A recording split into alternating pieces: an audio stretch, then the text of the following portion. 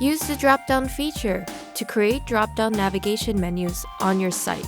You can have one or multiple dropdowns for different dropdown menus across your site, but it's not possible to nest dropdowns within other dropdowns.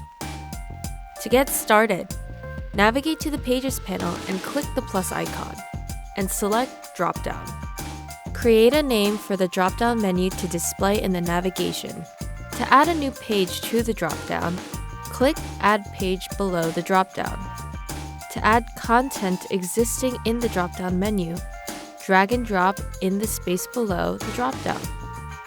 You can also change the order of the pages by drag and drop within the dropdown menu.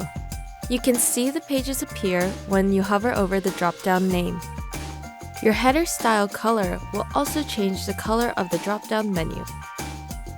To delete a dropdown menu, head over to the Pages panel, click the dropdown menu, and select the trash icon.